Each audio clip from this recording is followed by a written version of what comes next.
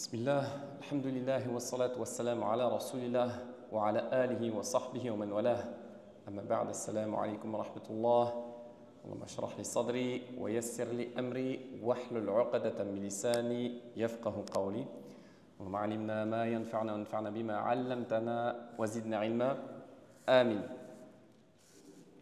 Alors avant tout, j'aimerais remercier Allah Azza wa Jal de nous réunir ensemble ici un samedi soir.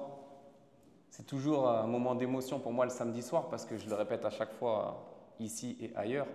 Samedi soir, c'est souvent le moment où les gens ils sont dans des choses qui ne sont pas très halal pour beaucoup d'entre eux.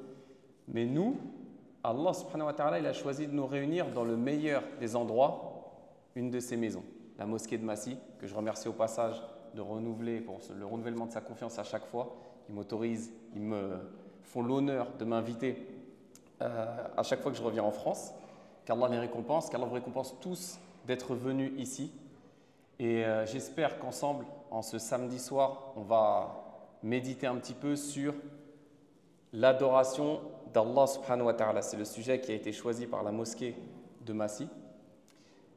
Et vous allez voir, notamment pour ceux qui sont sur les réseaux sociaux, que c'est un sujet d'actualité, puisque le concept même d'adoration, al-ibadah, est attaqué de toutes parts par les gens de l'innovation. C'est pour ça que j'ai proposé de faire une conférence à ce sujet.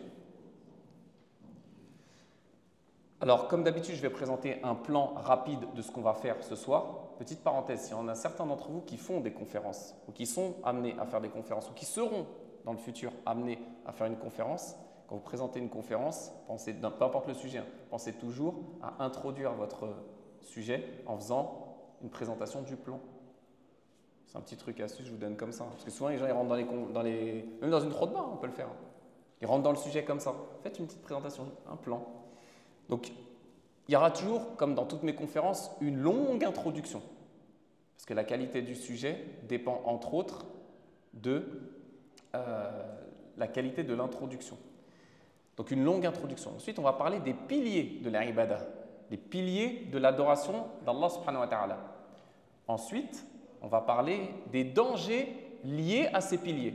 Parce que vous allez voir que ces piliers mal compris, mal appliqués, peuvent nous amener à tomber dans l'innovation et voire même parfois, wal'iyadhu billah, dans le kufr. Le kufr. Et ensuite, on terminera par les conditions d'acceptation de l'adoration de al-ibadah. Pour commencer, on va commencer avec la parole d'Allah subhanahu wa ta'ala. 3 versets qui parlent du sujet. Il y en a évidemment beaucoup plus, mais on va se contenter de 3 qui, vous allez voir, à eux seuls résument tout ce qu'on va dire ce soir. Allah subhanahu wa ta'ala nous dit « Ya ayyuhan nas » Il interpelle les hommes avec un grand H, les êtres humains. « Ô vous les hommes »« U'budu rabbakum » Adorez votre Seigneur. « Alladhi khalaqakum » qui vous a créé.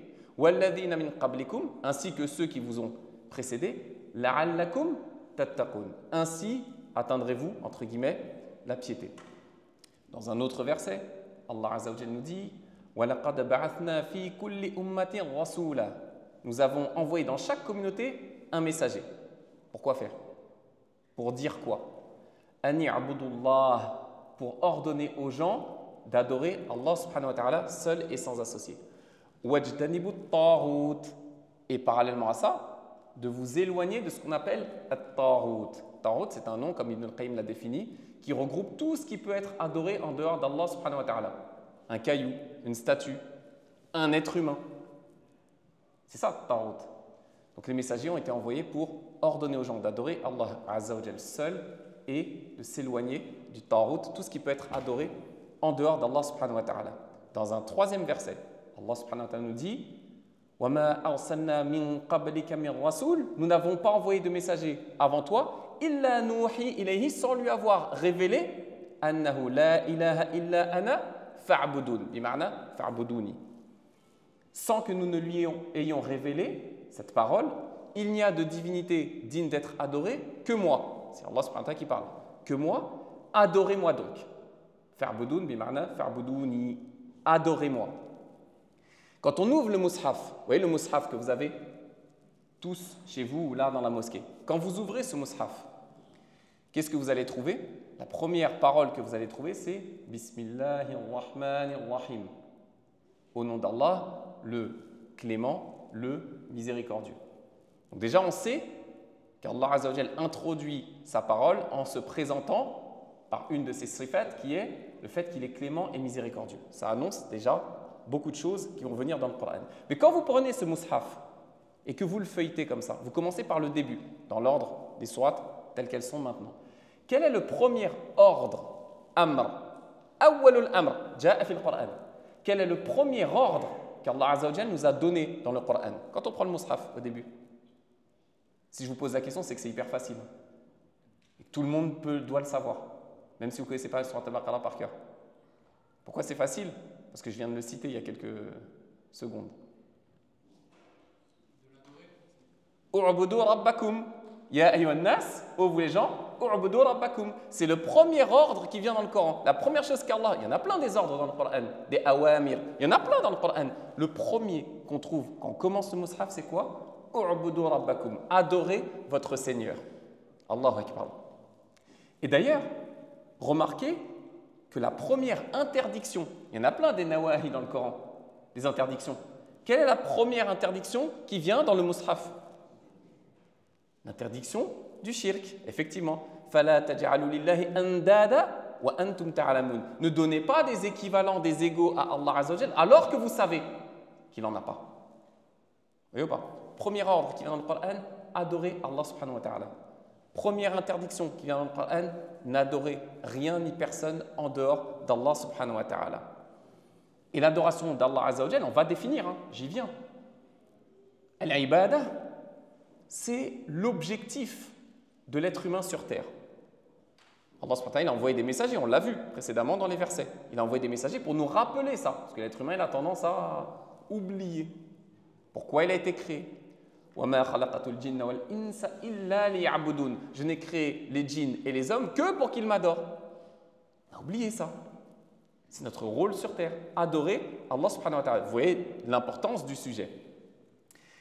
Maintenant, c'est quoi l'adoration? Quelle est la définition? Puisque vous le savez sûrement, quand on parle dans une science, n'importe laquelle, mais a fortiori dans les sciences religieuses, lorsqu'on parle d'un terme, il faut le définir. Depuis tout à l'heure, je vous parle de adorer, l'adoration, l'ibada. Ça veut dire quoi l'adoration? Et vous allez voir que juste avec la définition qu'ont donnée les savants de l'ibada, basée évidemment sur le Coran et Sunna, vous allez voir qu'on peut éradiquer un grand nombre de shubuhat, de doutes, de west-west que nous mettent les innovateurs et les mauvaises personnes et les diables dans nos cœurs sur l'unicité d'Allah subhanahu wa ta'ala. La définition de l'ibada, c'est simple. C'est tout acte ou parole. Amal ou qawl. Ça peut être un acte ou une parole. Ok? Batin ou zahir. Ça peut être apparent ou caché. Une adoration, elle peut être apparente ou cachée. Elle peut être dans mon cœur. Comme elle peut être voyante. Allahu Akbar, je fais la prière, tout le monde le voit que je fais la prière. Donc je répète, je n'ai pas fini. Premièrement, c'est tout acte ou parole, apparent ou caché, et c'est là que tout va basculer. Qu'Allah subhanahu wa ta'ala, il agrée et qu'il aime. Je répète, qu'Allah subhanahu wa ta'ala, il agrée et il aime. Ça veut dire quoi? Pourquoi j'insiste sur ce passage-là? Parce que vous allez entendre des gens sur les réseaux sociaux qui vous disent, je cite, texto, alors si vous ne les avez pas entendus, tant mieux pour vous, mais sachez que ça existe et que c'est en train de prendre du poids sur les réseaux. Des gens qui vous disent, on peut adorer Allah comme on veut. Ce qui compte, ce n'est pas le moyen, c'est la finalité. Non, non, non, non, non. On ne doit pas adorer Allah comme nous voulons, mais on doit adorer Allah comme lui le veut. J'espère que ça, c'est clair pour vous. Ce n'est pas nous qui décidons comment on adore Allah Azza wa Jal. C'est lui qui décide. Et il nous a donné un mode d'emploi. Coran, Sunnah. Allah Azza wa Jal, d'ailleurs, le confirme. Lorsqu'il s'adresse au prophète dans le Coran, il lui dit « Fastaqim » suis le droit chemin. « Kama umirt » comme on t'a ordonné, ya Muhammad. Suis le droit chemin, pas comme tu veux. Pas comme tu veux, comme on te l'a ordonné. Comme ton créateur te l'a ordonné. Donc attention à ça, parce que beaucoup de gens vont vous dire que voilà, peu importe le moyen, on peut adorer comme Allah, ce qui compte, c'est ce qu'on a dans le cœur. On va voir que tout au long de cette conférence, c'est évidemment faux. Et on va le prouver. Et je rappelle ici, quand on parle d'adoration, ça peut être évident pour certains, mais pas forcément pour tout le monde. Quand Allah Azza wa Jalla nous demande de l'adorer, il n'a pas besoin de nous. Il n'a pas besoin. Est-ce que Allah Azza wa Jalla a besoin que moi je prie? C'est moi qui ai besoin de prier.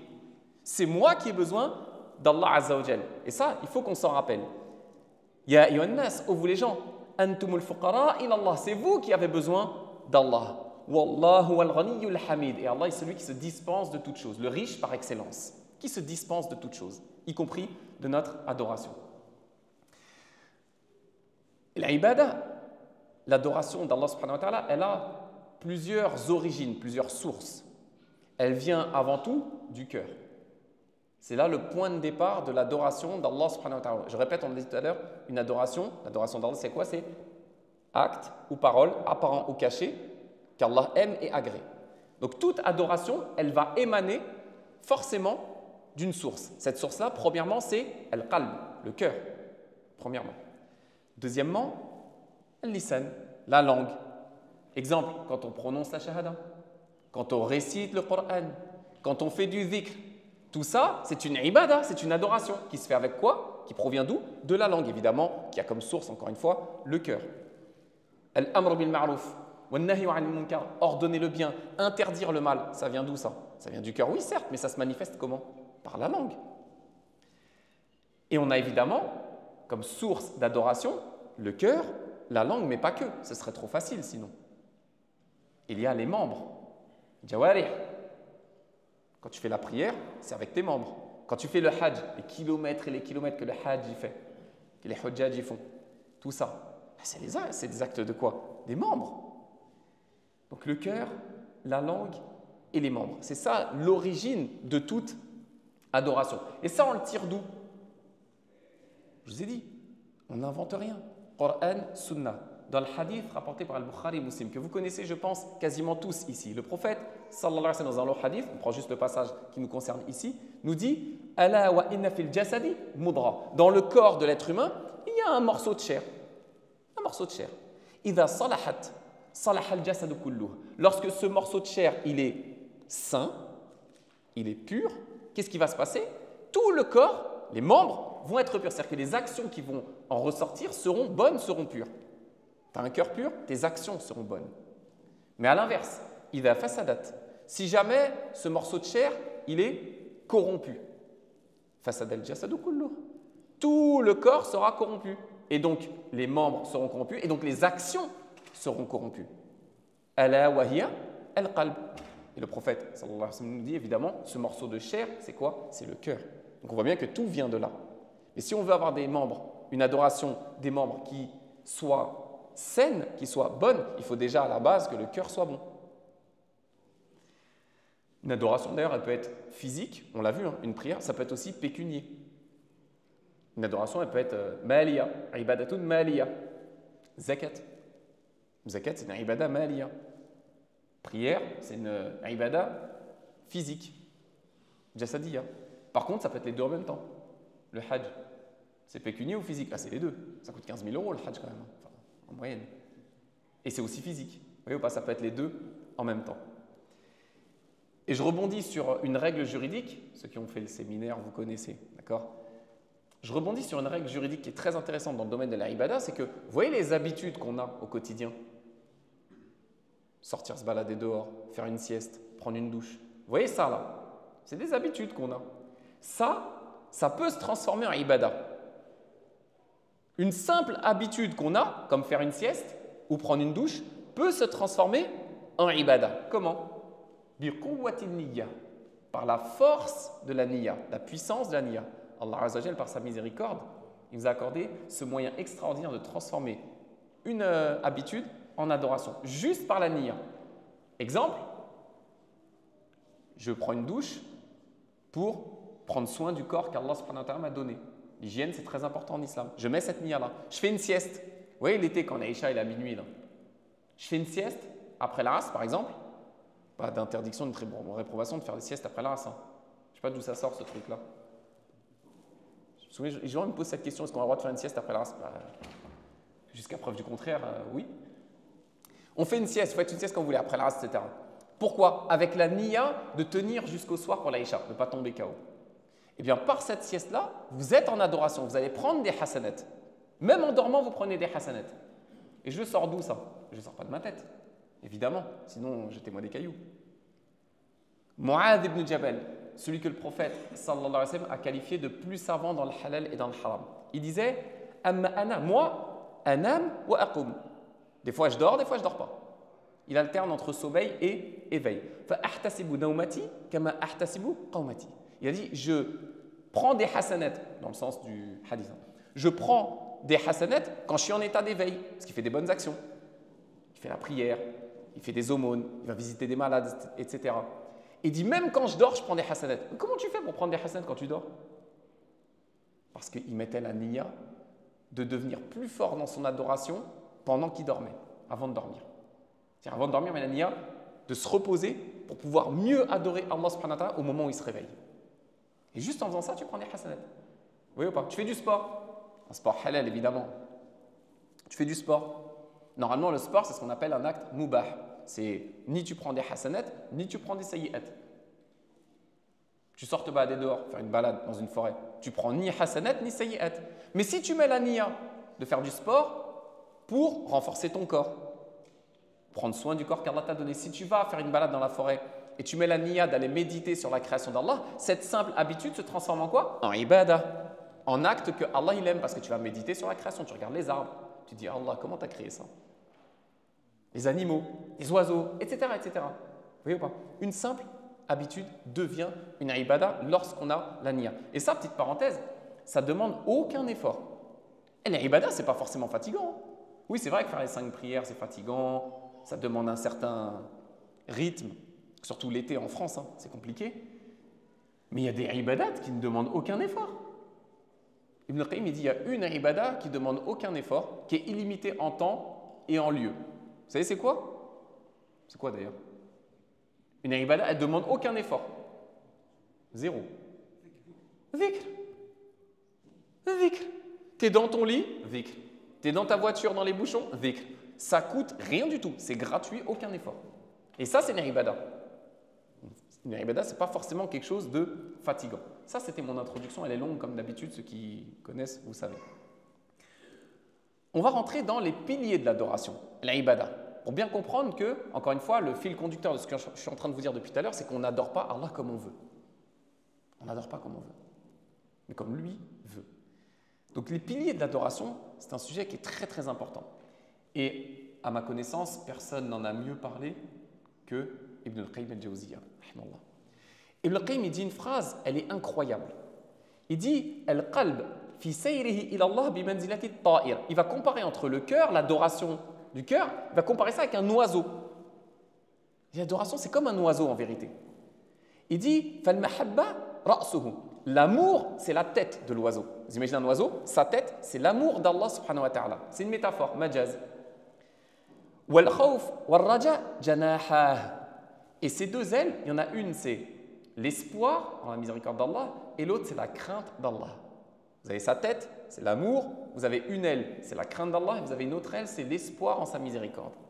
Écoutez ce qu'il dit ensuite. Mata quti'a ar-ra's, mata at-ta'ir. Si jamais on coupe la tête de l'oiseau, qu'est-ce qui se passe? Khalas, il est mort l'oiseau. Il est mort.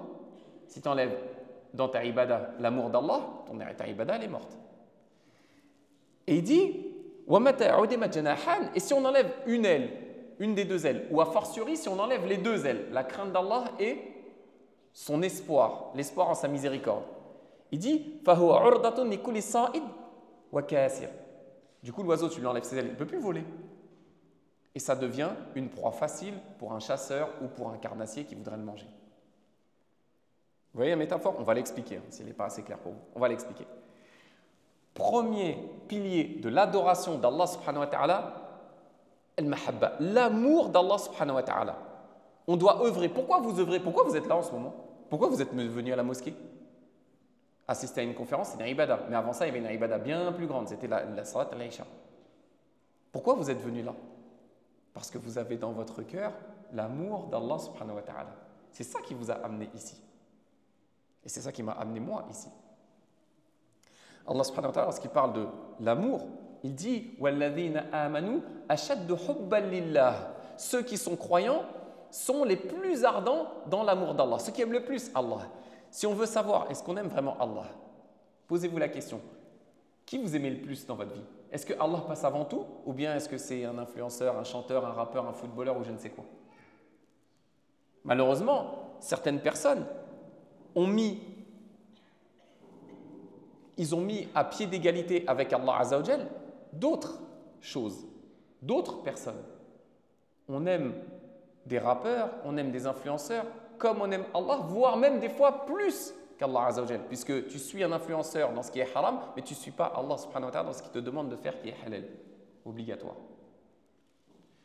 Donc que chacun se pose la question, chacun à son niveau et moi le premier, où en est-on de l'amour d'Allah subhanahu wa ta'ala? Mais attention, parce que là aussi, les innovateurs, les gens de l'innovation sont à l'affût sur ce principe-là de l'amour d'Allah subhanahu wa ta'ala. Comment se concrétise l'amour d'Allah Azza wa Jal? Comment vous, moi, comment là tout de suite, on sait est-ce qu'on aime sincèrement et véritablement Allah subhanahu wa ta'ala? Il y a un indice qui ne ment jamais. Quel est le point qui fait que je sais que j'aime sincèrement Allah Azza wa Jal? Vous savez ce que c'est? Est-ce que quelqu'un a une idée? Un point concret, une chose concrète qui fait que je sais que là, quand je dis j'aime Allah, je sais que je l'aime vraiment. Pardon? Non. Enfin oui, c'est pas faux, mais c'est pas ce que je vise. Ouais. Ça, c'est un indice aussi. C'est pas là où je veux en venir. C'est pas faux. Comment je sais concrètement que j'aime Allah?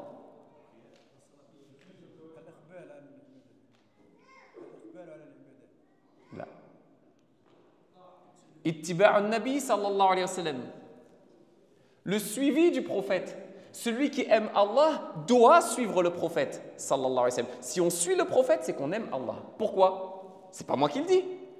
Qul in kuntum tuhibbuna Allah. Si vous aimez Allah, dans le Coran, ça. Qul in kuntum tuhibbuna Allah, fattabi'uni yuhibbukum Allah wa yaghfir lakum dhunubakum. Dit, c'est Allah Azza wa Jalla qui s'adresse à nous. Si vous aimez Allah, suivez-moi, c'est le prophète qui parle. Suivez-moi. Allah il vous aimera en retour et il vous pardonnera vos péchés. Qu'est-ce qu'on demande de plus? On aime Allah, Allah Azza wa Jal. On suit le prophète et en échange, Allah subhanahu wa ta'ala, il nous aime en retour et en plus il nous pardonne nos péchés. Allahumma ja'alna minhum. Si on aime Allah, on suit le prophète. Donc, toutes ces personnes qui remettent en cause la sunna du prophète sallallahu alayhi wa sallam en disant aimer Allah, est-ce que vous voyez où je veux en venir? Tous ces gens qui vous disent mais moi j'aime Allah, mais en même temps, ils remettent en cause la sunna du prophète, sallallahu alayhi wa sallam. Non. Vous n'aimez pas Allah Azza wa Jal comme il se doit. Sinon, vous ne remettriez pas en cause la sunna du prophète, sallallahu alayhi wa sallam, comme je viens de le prouver à travers ce verset-là. Si on aime Allah, on suit le prophète. C'est ça le véritable amour d'Allah subhanahu wa ta'ala, c'est de suivre le prophète, sallallahu alayhi wa sallam. Ça, c'est le premier pilier. La tête de l'oiseau, c'est l'amour d'Allah subhanahu wa ta'ala qui se manifeste comment? Par le suivi du prophète sallallahu alayhi wa sallam. Là, je sais que j'aime Allah. Deuxièmement, le deuxième pilier dont parle Ibn al-Qayyim, c'est al-khawf min Allah. La crainte d'Allah subhanahu wa ta'ala. Celle qui va te pousser à éviter les interdits. Vous voyez quand vous avez envie de faire un péché? Vous avez envie de voler. Personne ne vous voit. Pas de caméra, pas de vigile. Qu'est-ce qui vous empêche de voler? La majorité du temps, ce n'est pas forcément l'amour d'Allah subhanahu wa ta'ala ou l'espoir en sa misère. C'est la crainte d'Allah Azza wa Jal. Tu as peur du châtiment. Heureusement, il faut cette aile-là à notre oiseau. On a la tête, on a l'amour, mais la tête seule ne suffit pas. Il faut une aile qui est la crainte d'Allah subhanahu wa ta'ala qui va te pousser à éviter les péchés. Comment on peut dire sur des réseaux sociaux, dans des conférences, etc., qu'il suffit d'aimer Allah pour l'adorer? Alors que même les prophètes ont dit, je cite dans le Coran, les prophètes ont dit, plusieurs prophètes ont dit dans le Coran, je crains si je désobéis à mon Seigneur le châtiment d'un jour terrible. Les prophètes, Ayyub, Yunus, Ibrahim, Ismaïl, Ishaq, Muhammad, sallallahu alayhi wa sallam, tous craignaient le châtiment d'Allah subhanahu wa ta'ala. Et toi, tu viens, tu me dis non, il suffit d'aimer Allah. Allahu Akbar. Non. Il faut craindre Allah subhanahu wa ta'ala. D'ailleurs, lorsqu'Allah Azza wa Jalla nous parle de ceux qui nous ont précédés, il dit innahum kanu yusari'una fil khayrat. C'était des gens qui se précipitaient vers les bonnes actions. Wa yad'unana raghaban wa rahaba. Ils nous adoraient par crainte et espoir. Dans l'ordre, par espoir et crainte. Bien sûr qu'il faut craindre Allah subhanahu wa ta'ala. On va voir après justement dans les problèmes liés à ça, il ne faut pas exagérer non plus. Mais on a besoin de craindre Allah subhanahu wa ta'ala parce que c'est ça qui va faire que tu t'éloignes des péchés au moment où tu as envie de faire le péché. C'est le rappel du châtiment d'Allah Azza wa Jalla. Raison pour laquelle on voit que le Coran insiste beaucoup sur le châtiment du jour du jugement et de l'enfer, etc. On dirait dans la bouche de certains prédicateurs, il n'y a pas d'enfer. Ou alors, comme ils l'ont dit, l'enfer, c'est réservé pour Pharaon, Qarun, etc. C'est que pour eux, ce n'est pas pour nous. Ah bon?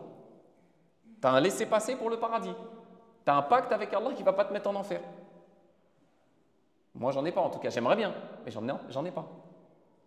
J'essaye chaque jour, justement, de craindre Allah subhanahu wa ta'ala, de l'aimer et d'avoir espoir en sa miséricorde pour ne pas finir dans le feu. Mais j'ai pas de… Même Mohammed sallallahu alayhi wa sallam n'avait pas de laissez-passer. Même sa famille n'a pas eu de laissez-passer. Mais vous en avez un. Quand je dis vous, pas vous, mais certains sur les réseaux. Et donc, l'espoir. Troisième pilier, c'est la troisième point, l'amour d'Allah subhanahu wa ta'ala, la tête de l'oiseau. Une aile, c'est la crainte d'Allah subhanahu wa ta'ala. Et la deuxième aile, pour que l'oiseau puisse voler et être stable, c'est quoi? C'est l'espoir en la miséricorde d'Allah subhanahu wa ta'ala. Et là aussi, il y a une manipulation.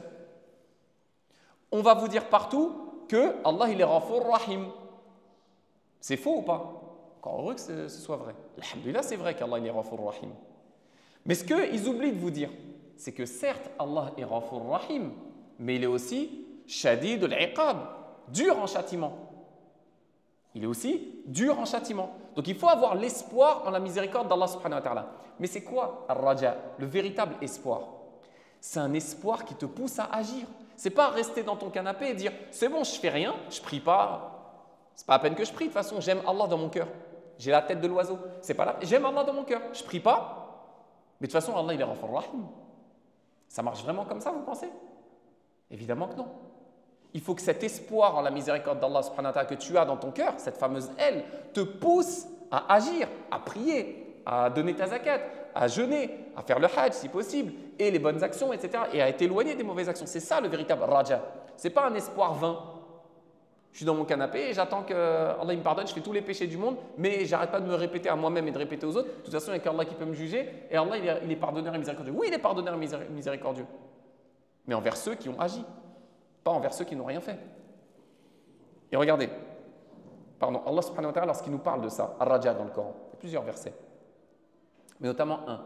Il nous dit, Azza wa Jal, Inna alladhina amanu walladhina hajaru wa jahadu fi sabilillah ulaika yarjuna rahmatallah. Wallahu ghafur rahim. Oui.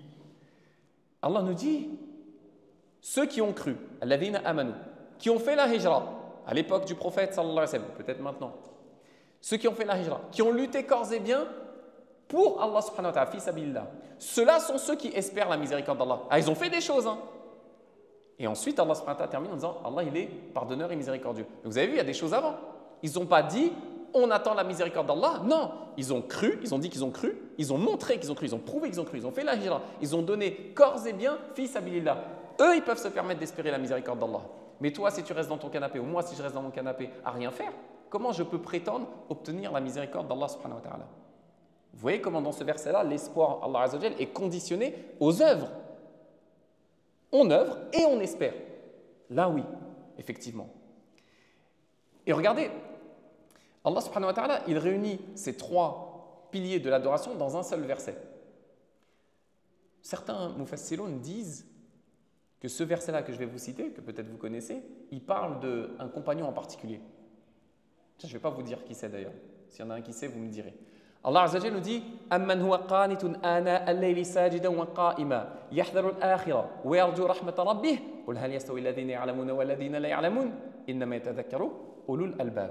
Dans le sens du verset, Allah subhanahu wa ta'ala nous parle d'un homme. Un homme qui se lève la nuit pour faire qiyam al-layl. Allahumma ja'alna minhum. Qui passe ses nuits prosternées et debout devant Allah subhanahu wa ta'ala en craignant l'au-delà. En craignant l'au-delà. S'il s'est levé la nuit, c'est qu'il aime Allah ou pas? Il a l'amour d'Allah subhanahu wa ta'ala, il a la tête de l'oiseau. Si Allah azza wa jal dit de lui qu'il craint l'au-delà, c'est qu'il craint Allah azza wa jal ou pas? Oui, il a le deuxième pilier. Et ensuite, yarju rahmata rabbih, il espère en la miséricorde de son Seigneur. Cet homme-là, ce type de personne, a réuni entre les trois moteurs, les trois piliers de l'adoration.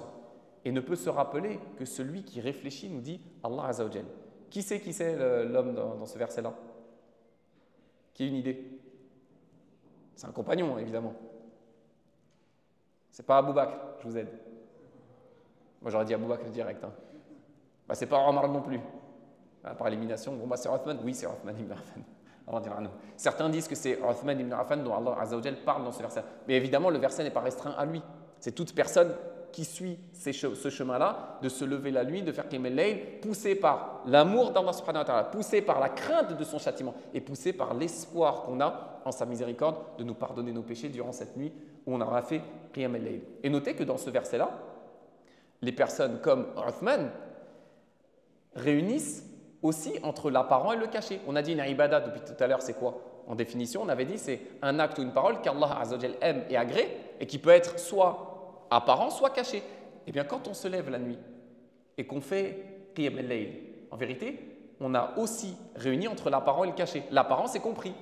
C'est quelque chose de visible. Certes, on le fait chez nous, mais c'est quelque chose de visible, d'apparent. Et en même temps, on a le caché. Parce que dans notre cœur, on a quoi? L'amour d'Allah, ça ne se voit pas.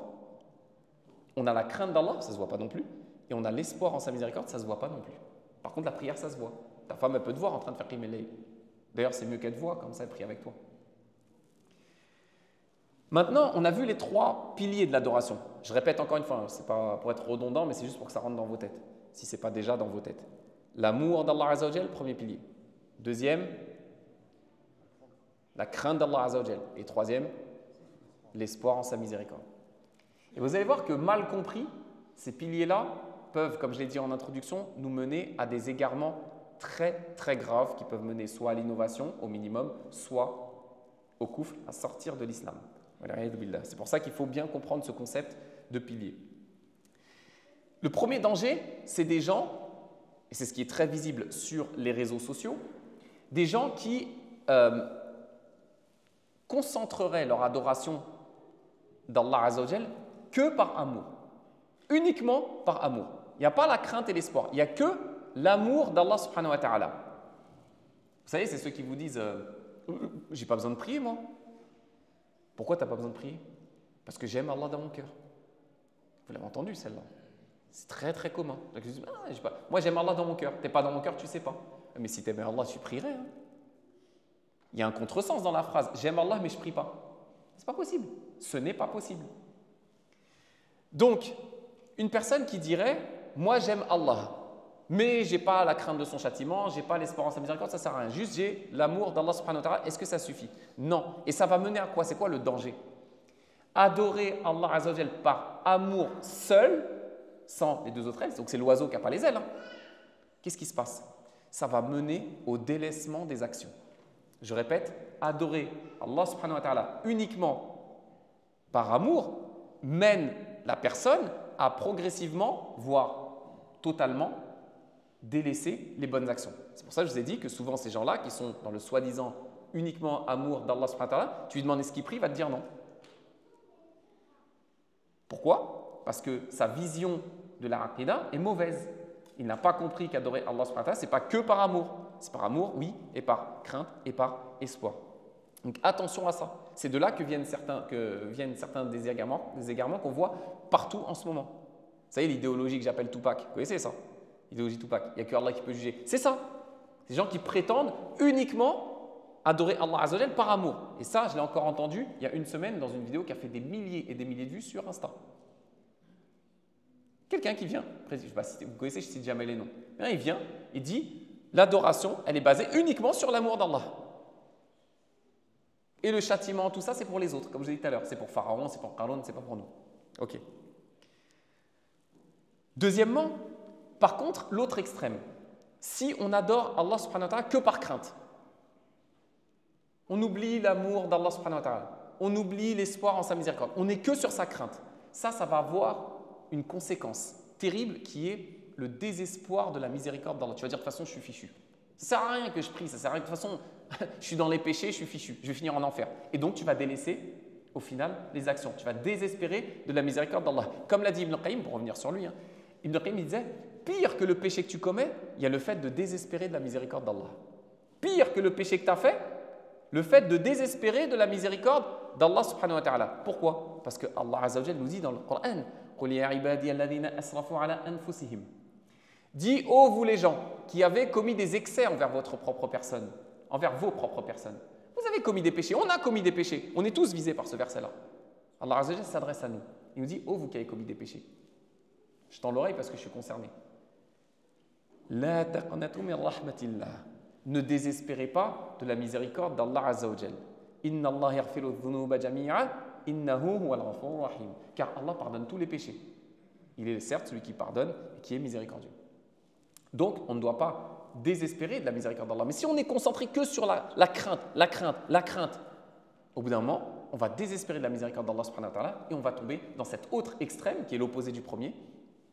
Et au final, on va délaisser aussi, pareil, les bonnes actions. Troisième pilier, on a dit, c'est l'espoir en la miséricorde. Celui-là aussi, il a un excès, une conséquence. C'est que si on base uniquement son adoration d'Allah Azza wa Jalla sur l'espoir qu'on a de sa miséricorde. J'adore Allah, pourquoi? Parce qu'il est miséricordieux. Oui, c'est vrai. Mais si on se base que sur ça, ça va mener à quoi? Ça va mener que tu vas te sentir à l'abri du châtiment d'Allah. Tu vas dire, le châtiment d'Allah, c'est pour les autres. Parce que de toute façon, moi, oui, je fais des péchés. Mais Allah, il est miséricordieux. Oui, c'est vrai qu'il est miséricordieux. Mais attention, on l'a dit tout à l'heure, il est Ghafur Rahim, il est aussi Shadid al-Iqab. Donc si toi, tu mets que l'accent sur ça, Allah, il est Ghafur Rahim, Allah, il est Ghafur Rahim, Allah, il est Ghafur Rahim, et tu oublies dans ton cœur qu'Allah, subhanahu wa ta'ala, il est aussi Shadid al-Iqab, dur en châtiment, tu vas tomber dans un extrême et tu vas te sentir à l'abri du châtiment d'Allah. Tu vas dire, c'est pas pour moi. Moi, Allah, il va me pardonner. On ne sait rien.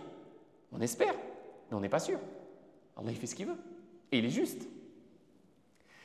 Dans le Coran, Allah Azza wa Jalla nous dit Afa aminu makr Allah. Se croit-il à l'abri du stratagème d'Allah? Dans le tafsir, le châtiment d'Allah.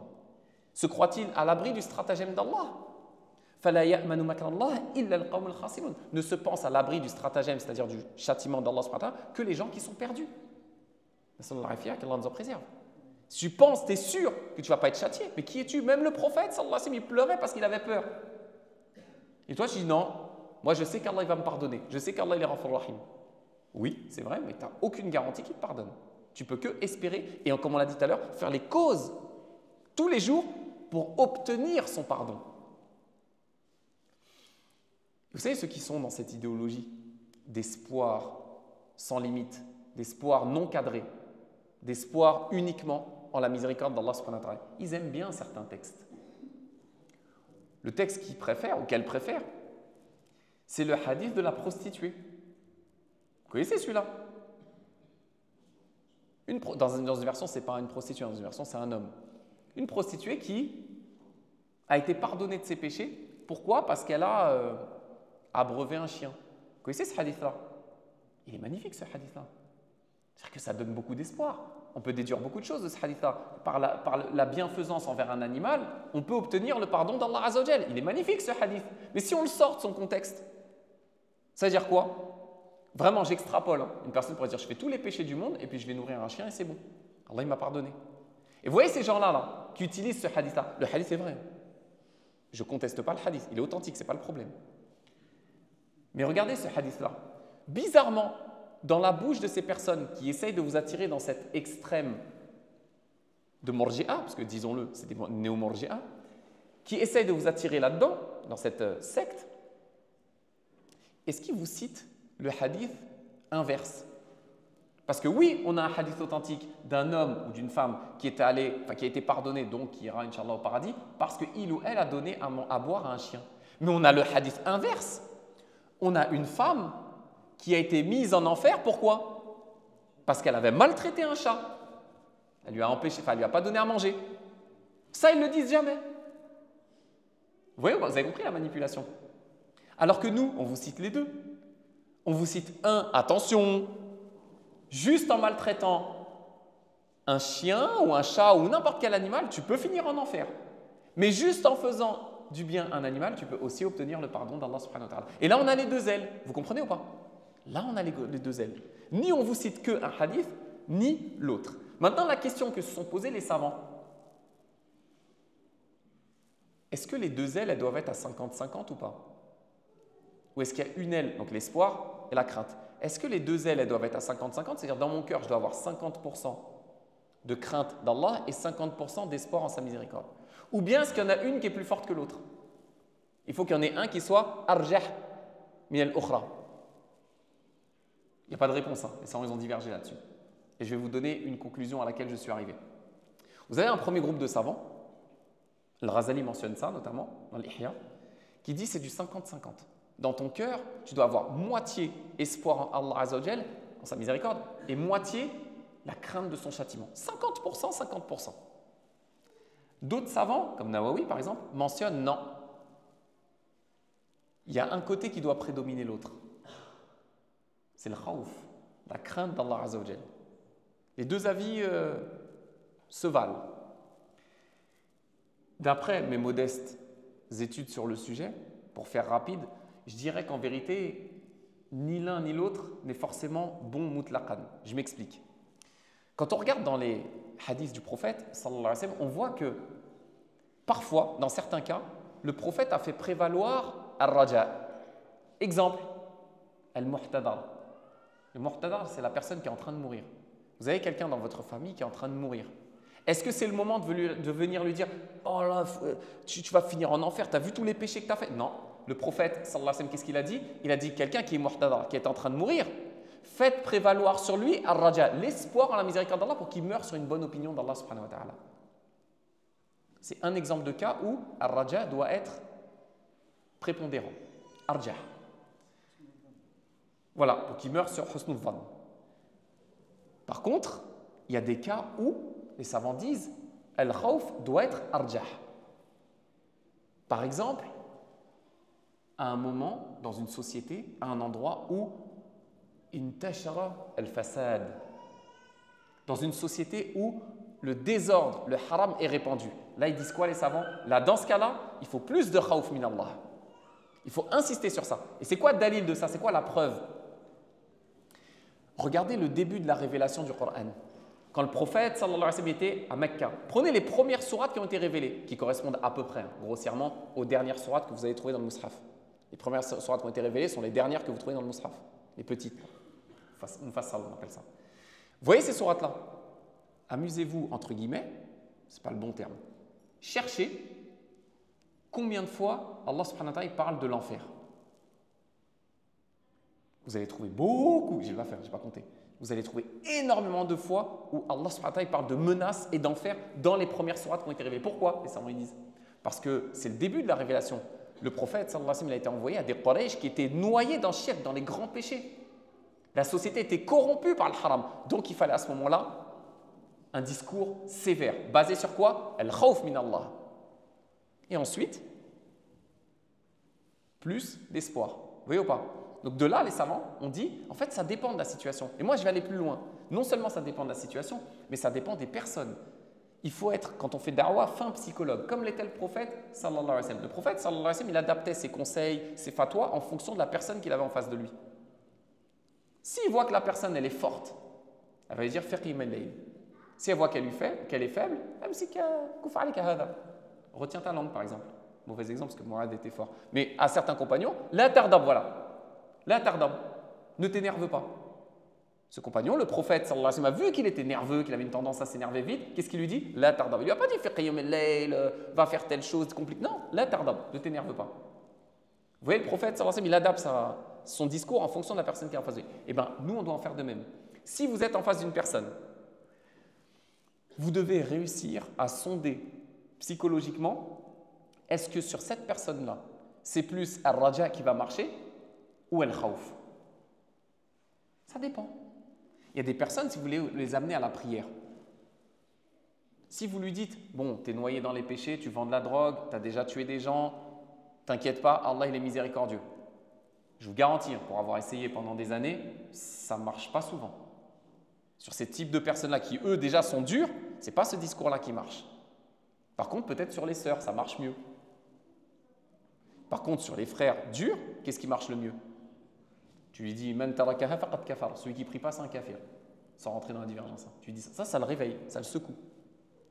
Vous avez plus de probabilité d'arriver à quelque chose en ayant un discours basé sur le khawf min Allah avec des gens qui sont durs que la miséricorde. Mais ça dépend.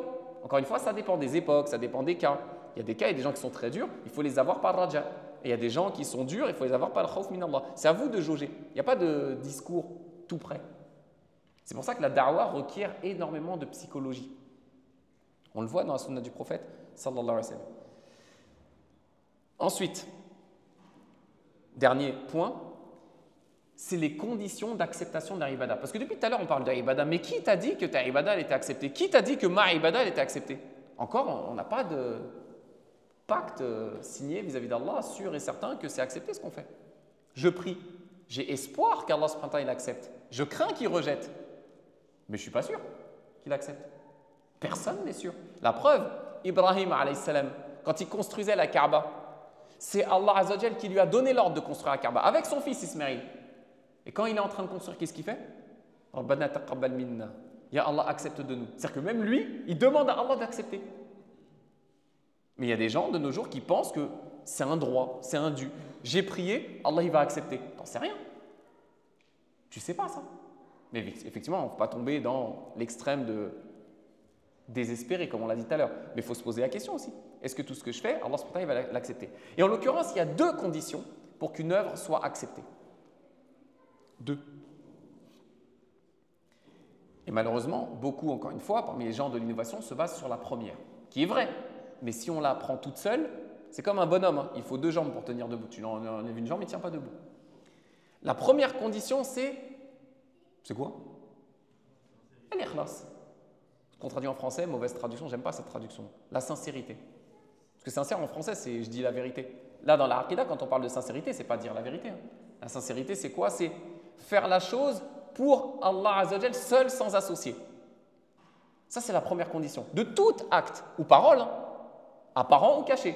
Toute ibada doit être vouée à Allah Azza wa Jal seul. Wa ma umiru illa liya'budullaha mukhlisina lahu ad-din.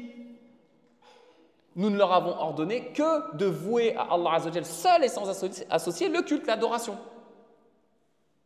Si tu fais une bonne action, la meilleure qui soit, la prière, mais ta prière elle est vouée à Saint qui Saint Thomas d'Aquin ou je ne sais qui, bref, un saint, c'est valide ou c'est pas valide?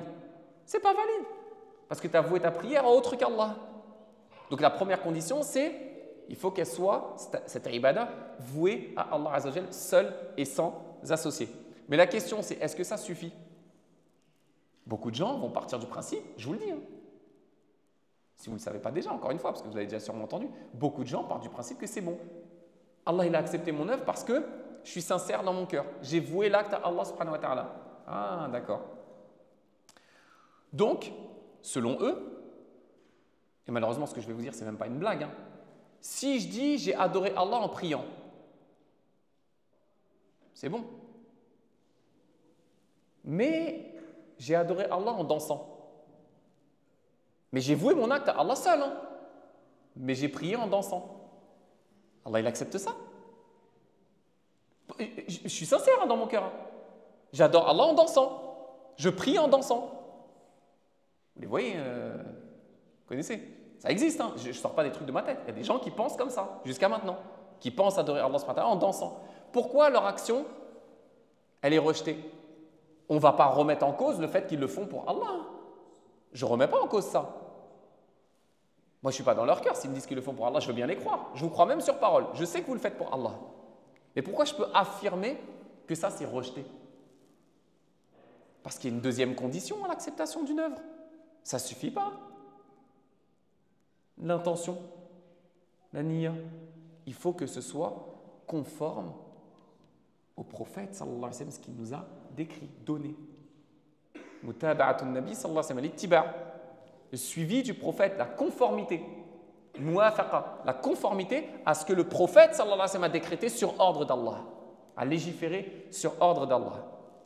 Ça veut dire quoi? Ça veut dire qu'on doit adorer Allah subhanahu wa ta'ala tel qu'il l'a voulu, comme on a dit, sans innover.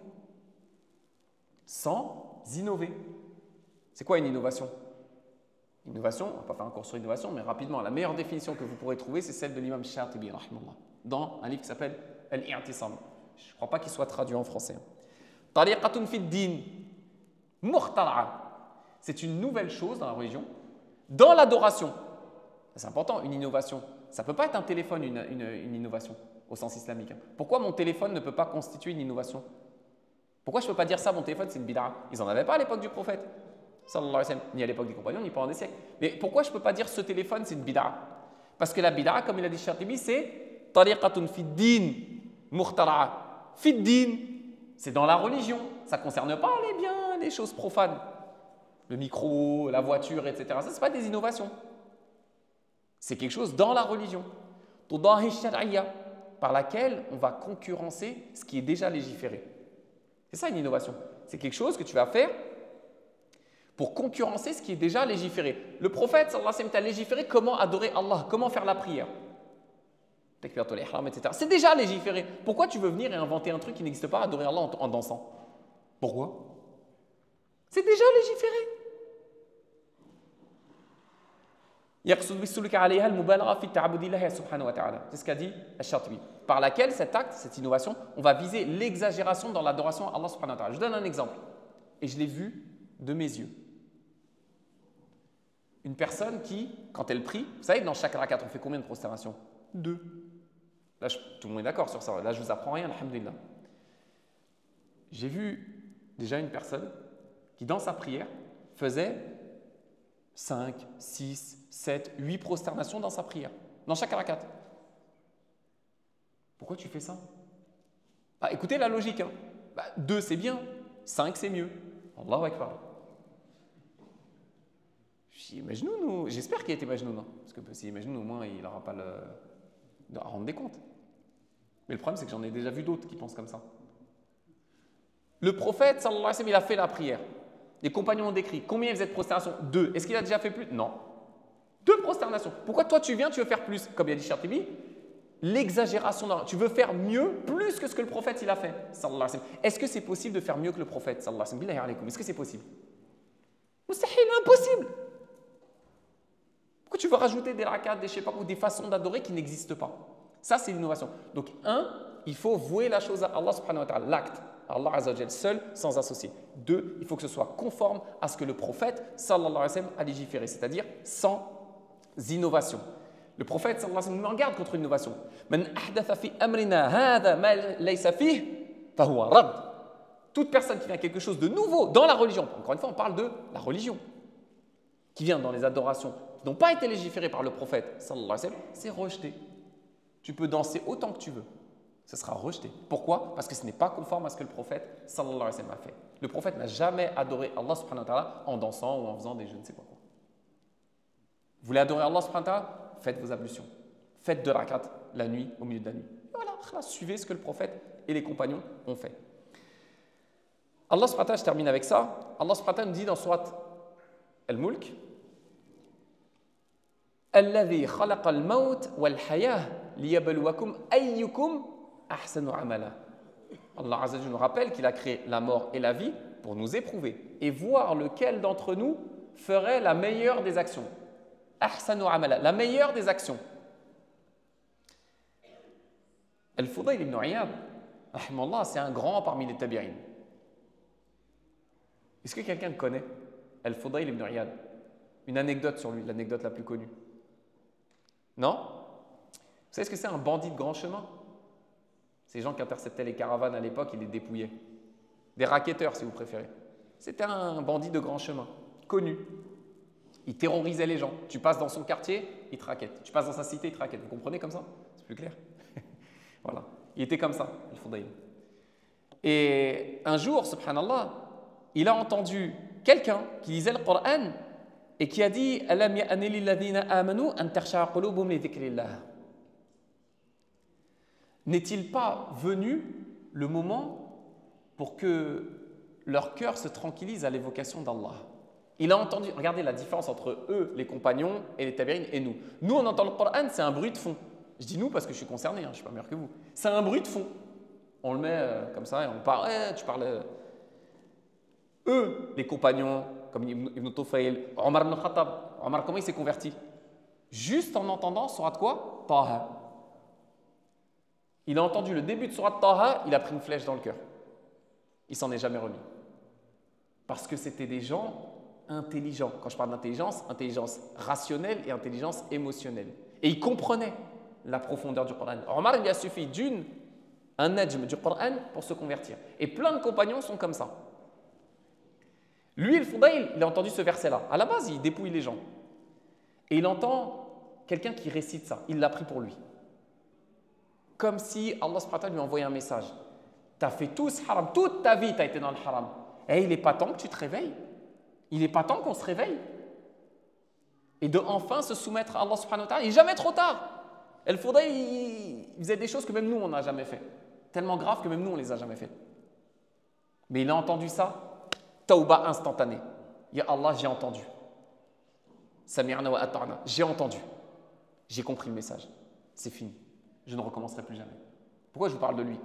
Parce qu'Al Fudayl ibn Iyad, quand il a récité ce verset-là, Ahsanu amala, il a dit la meilleure des actions, c'est quoi? Il a dit c'est akhlasuhu wa aswabuhu. La meilleure des actions, c'est celle qui est la plus sincère et la plus correcte.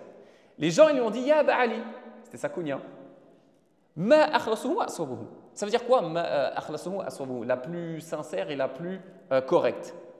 Qal, écoutez ce qu'il a dit, Al-Fudayl.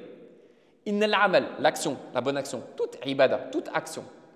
Idha kana khalisan, si elle est sincère, vouée à Allah seul et sans associé. Walam yakun sawaban, mais par contre, elle n'est pas conforme à ce que le prophète sallallahu alayhi wa sallam a légiféré. Qu'est-ce qui se passe? Lam yuqbal, elle ne sera pas acceptée. Je répète, si une œuvre elle est sincère, mais elle n'est pas conforme, c'est ce qu'on a dit, Al-Fudayl nous dit elle ne sera pas acceptée. Mais l'inverse, il nous dit wa idha kana sawaban, si elle est conforme à ce que le prophète sallallahu alayhi wa sallam a légiféré. Walam yakun khalisan, tu fais la meilleure prière de ta vie. La meilleure prière de ta vie. Tu es en ablution, tout ça, tu es apprêté, tu bouges pas, Allahu Akbar, concentré du début à la fin. Sauf que ta prière, c'était pour Sidi Foulen ou je ne sais quoi. Qu'est-ce qui se passe? Lam yuqbal, ça ne sera pas accepté. Pourtant, ta prière, elle est conforme à ce que le prophète sallallahu alayhi wa sallam a légiféré. Mais ta niya, elle est pour qui? Elle est pour autre qu'Allah. Rejetée. D'accord? Le seul moyen que notre action soit acceptée, que notre adoration soit acceptée, c'est qu'elle soit en même temps sincère, vouée à Allah et en même temps conforme. Il nous dit Al-khalis an yakuna lillah wahda. Une action sincère, entre guillemets, c'est vouée à Allah seul. Was-sawab, et une action correcte, donc ahsanu amala, c'est les deux. Une action correcte, an yakuna ala sunnah. Une action correcte, c'est conforme à la sunna du prophète sallallahu alayhi wa sallam. Et je conclus, comme il a conclu lui-même, en disant, c'est pour ça qu'Allah subhanahu wa ta'ala nous dit dans le Coran, faman kana yarju liqa'a rabbih, celui qui espère en la rencontre avec son Seigneur, ar-raja, on est dans le sujet, ar-raja, l'espoir. Falyamal amalan salihan, qu'il fasse une œuvre pie. Une œuvre pie, c'est-à-dire une œuvre vouée à Allah subhanahu wa ta'ala est correcte, c'est-à-dire conforme à la sunna. La preuve, wala yushrik bi'ibadati rabbih ahada, et qu'il ne donne aucun associé à Allah dans son adoration. Allahumma ja'alna minhum. Voilà ce qu'est l'adoration. J'espère vous avoir donné un petit aperçu. Pourquoi j'ai proposé ce sujet? Pourquoi ils l'ont choisi, la mosquée? Parce que je vous ai dit, c'est un sujet qui est attaqué énormément sur les réseaux sociaux, le concept de ibada. C'est pour ça qu'il faut en revenir à la base. Parce que sinon, vous risquez d'être touché par des shubuhat. Car Allah nous en préserve tous. On peut tous être touchés. C'est pour ça que chaque jour, on répète cette dua. Rabbana la tuzigh qulubana ba'da idh hadaytana wa hab lana min ladunka rahma innaka antal wahhab. Allah subhanahu wa ta'ala nous enjoint à faire cette prière dans le Coran, cette dua qui est dans le sens et Allah ne fait pas dévier nos cœurs après les avoir guidés. Là aujourd'hui, tu es bien guidé. On est là ensemble. On espère être bien guidé. Tu ne sais pas demain. Vous savez, ça fait quasiment 25 ans que je suis là, dans les mosquées et tout ça. Quasiment 25 ans. J'ai vu de mes yeux des gens avec qui je priais tous les jours. Sobre. On était jeunes, très jeunes. Et maintenant, ils sont sur les réseaux sociaux en train de prôner le kufr. Personne n'est à l'abri. C'est pour ça qu'il faut essayer au maximum d'adorer Allah subhanahu wa ta'ala tel qu'il le veut, lui, et non pas tel qu'on le veut nous, parce que justement, c'est des personnes qui malheureusement sont tombées dans ces égarements que je dénonce depuis tout à l'heure. Donc qu'Allah Azza wa Jal fasse en sorte qu'on reste sur le droit chemin. D'ailleurs, c'est pour ça que 17 fois par jour, on demande « Ihdina sirat al-mustaqim » guide-nous sur le droit chemin. Pourtant, si tu es en train de prier, tu es à la mosquée, tu es déjà sur le droit chemin. Ihdina sirat al-mustaqim. Oui, mais tu demandes à Allah, tu le répètes 17 fois par jour pour y rester. Parce que oui, tu y es actuellement. Tu ne sais pas demain où tu seras. Qu'Allah Azza wa Jal nous permette de rester sur le droit chemin et nous pardonne justement nos erreurs, puisqu'on en fait tous, mais qu'Allah Azza wa Jal accepte de nous les adorations qu'on fait et fasse qu'on soit toujours sur la sunna du prophète sallallahu alayhi wa sallam, puisque comme je l'ai dit, c'est la garantie qu'on aime Allah subhanahu wa ta'ala et que nos adorations seront acceptées. Subhanaka Allahumma bihamdik, nashhadu an la ilaha illa ant, nastaghfiruka wa natubu ilayk. Je ne sais pas si vous avez des questions.